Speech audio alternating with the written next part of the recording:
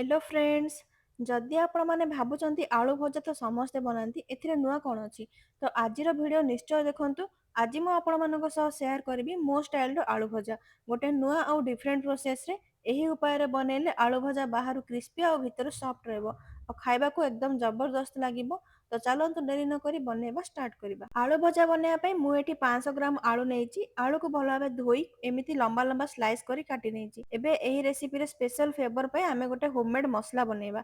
सेति mixture jar रे 1.5 बड़ चामच गोटा धनिया, गोटे छोट चामच सोरिष, गोटे छोट चामच जीरा, गोटे छोट चामच गोलमरिच और 10 रु 12टा रसुण कोला और 3 रु 4टा सुखिला लंका ऐड करबा।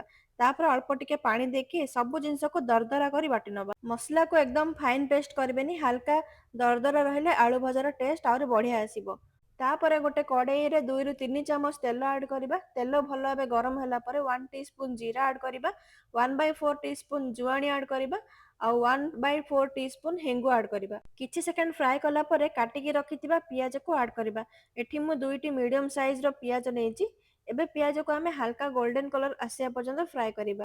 एबे देखंतु पियाज एठी गोल्डन कलर आसी जायछि। एबे हमें एथिरे काटिकी रखिथिबा आलू को ऐड करबा। आलू को मु एठी भलो भाबे धोई तार सब पानी को एठी छाणी की बाहर कर देइतली।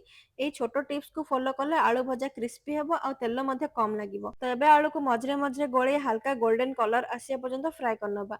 ए स्टेज रे आलू को पूरा ब्राउन करिवेनी, केवल हल्का गोल्डन कलर आसिया पर्यंत ही फ्राई करिबा। तापर हमें नेक्स्ट स्टेप को जिबा। एबे देखंतु आलू रे हल्का गोल्डन कलर आसी गलानी और आलू प्राय 70% सिझी गलानी। एही स्टेज रे हमें आगुरु ग्राइंड करी रखिथिबा होममेड मसला को एथिरे ऐड करिबा। मसला को आलू सहित भलो भाबे कोट करनबा, जेमति प्रत्येक आलू पीस रे मसला परफेक्ट लागि जिवो। मसला ऐड कला परे गैस रे फ्लेम को हाई करी प्राय 1 मिनिट पर्यंत हमें फ्राई करिबा। 1 मिनिट हेई गलानी। एबे एथिरे आधा छोट चामच हल्दी गुंड और आधा छोट चामच लंका गुंड ऐड करिबा।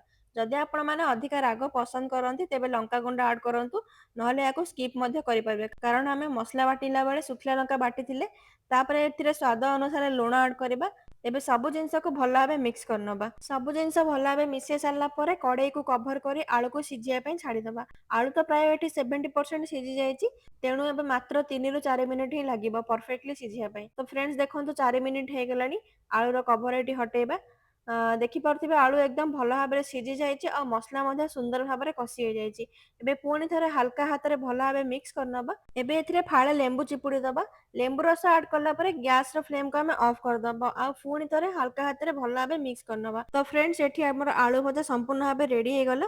आको आपण गरमा गरम भात किंबा रोटी सह खांतु, देखिबे स्वाद एकदम जबरदस्त लागिबो। आशा करूची आजिर एही सिंपल भिडियोटी आपण मानको पसंद आसीथिबो। जदि भिडियोटी भल लागिला तेबे लाइक कमेंट और शेयर करंतु। और जदि मो चैनल रे नुआ अछंते तेबे चैनल को सब्सक्राइब कर दियंतु। आज पई एतिकी, देखा हबो पुणी गोटे नुआ भिडियो रे। रहली नमस्कार, जय जगन्नाथ।